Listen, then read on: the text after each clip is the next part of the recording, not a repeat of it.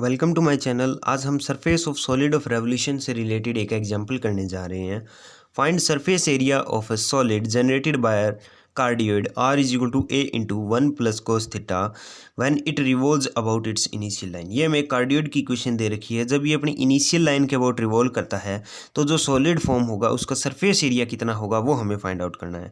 तो इस कार्डियोइड को अगर हम ट्रेस करते हैं तो हमारे पास कुछ इस टाइप का हमारा कार्डियोइड आता है, जहाँ पर theta is equal to 0 degree पर ये अपनी एक्स एक्सिस को इंटरसेक्ट करता है कितनी लेंथ पे, 2a लेंथ पे इंटरसेक्ट करता है। और theta is equal to pi by 2 पर ये वाई एक्सिस को इंटरसेक्ट करता है जहाँ पर उसकी लेंथ होती है a। और थीटा इज इक्वल टू पाई पर ये हमारा ओरिजिन से पास करता है। तो कुछ इस टाइप से हमारा रहेगा।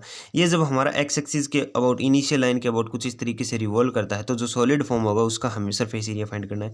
दैट मीन्स हमारी लिमिट क्या है, 0 से पाई की लिमिट है, राइट। तो required surface area is equal to integration from 0 to pi 2 pi R sine theta into में डी एस। ये हमारे पास फॉर्मूला होता है। जब पोलर इक्वेशन दे रखी होती है उन दैट केस हम सरफेस एरिया किस तरीके से फाइंड आउट कर सकते हैं, तो ये हमारा फॉर्मूला होता है। That is S is equal to integration from 0 to pi 2 pi R sine theta. D S को हम क्या लिख सकते हैं, थीटा के लिए लिमिट है तो डी एस अपना आ जा सकता है under root of R square plus D R upon D theta whole square into में डी थीटा आ जाएगा, राइट। इसे हम इक्वेशन नंबर 1 कंसिडर कर लेते हैं। नाउ हमें एक चीज़ पता है कि r क्या दे रखा है, r is equal to a into one plus cos theta दे रखा है। तो इसको थीटा के रिस्पेक्ट में डिफरेंशिएट किया तो अपने पास आएगा डी आर बटे में D theta is equal to minus का a साइन थीटा आएगा, राइट। ये वैल्यू हम इक्वेशन नंबर 1 में पुट कर देते हैं। r की भी और D R upon D theta दोनों वैल्यू हमने पुट कर दी।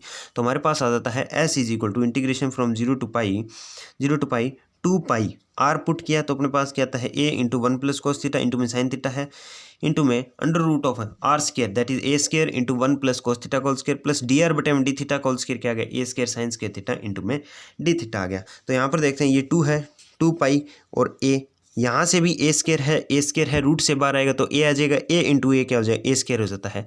तो s क्या आ गया 2 pi A square integration from 0 to pi 1 plus cos theta को हम क्या लिख सकते हैं, twice of cos square theta by 2 into में साइन थीटा है। यहाँ पर देखो 1 प्लस कोस थीटा का होल स्क्र क्या आएगा, 1 plus cos square theta plus 2 cos theta plus में साइन स्क्र थीटा है। दैट मीन्स 2 प्लस में 2 कोस थीटा अपने पास आ गया, that is under root of 2 plus में 2 कोस थीटा इंटू में डी थीटा आ जाता है। तो यहाँ पर 2 अगर हम कॉमन ले लेते हैं तो यहाँ क्या है 1 प्लस कोस थीटा, उसे हम क्या लिख सकते हैं twice of cos square theta by 2। That means ये क्या आ गया 4 cos square theta by 2, root से बाहर आएगा तो क्या आएगा twice of cos theta by 2 आ गया। ये साइन थीटा बाय 2 सेम है और ये क्या है twice of cos square theta by 2 same है। That means S is equal to 2 pi A square integration from 0 to pi twice of cos square theta by 2 sine theta into में twice of cos theta by 2 D theta आ गया। अब यहाँ पर देखो 2 into 2 4 टू जा 8, that means 8 pi A square integration from 0 to pi 2 cos theta by 2 की पावर 2 और पावर 1 ये है तो क्या हो जाएगा कोस थीटा बाय 2 की पावर 3 हो जाएगी। साइन थीटा को हम क्या लिख सकते हैं twice of sine theta by 2 cos theta by 2 लिख सकते हैं। कुछ इस तरीके से भी हम लिख सकते हैं। तो हमारा एस आ जाता है s is equal to 8 pi A square integration from 0 to pi cos cube theta by 2 into में साइन थीटा इंटू में डी थीटा। साइन थीटा को हम लिख सकते हैं twice of sine theta by 2 cos theta by 2 into में D theta. तो इसकी अगर मल्टीप्लाई करते हैं 8 टू 16 पाई ए स्क्वायर हो जाएगा। s is equal to 16 pi A square integration from 0 to pi sine theta by 2 cos raise to power 4 theta by 2 आ जाता है इंटू में डी थीटा। तो यहाँ पर हम कोस थीटा बाय 2 को टी पुट कर लेते हैं तो इसका डिफ्रेंशिएशन करेंगे तो हमारे पास आ जाता है minus of sine theta by 2 into 1 by 2 into में D theta is equal to D T. तो ये वैल्यू अगर हम यहाँ पर पुट कर देते हैं तो हमारे पास आ जाता है s is equal to 16 pi A square. जब थीटा 0 डिग्री था तो t के लिए वैल्यू क्या आ रही है 1 और थीटा जब अपना पाई है तो t के लिए लिमिट आ रही है -1। That means limit of integration होगी 1 से -1 t raise to power 4 into minus की twice of D T multiply करेगा माइनस के 32 pi A square integration from 1 to -1 T raise to power 4 into में डी टी। अब हम क्या करते हैं लिमिट ऑफ इंटीग्रेशन को इंटरचेंज कर देते हैं तो माइनस आ गया माइनस माइनस प्लस हो जाता है।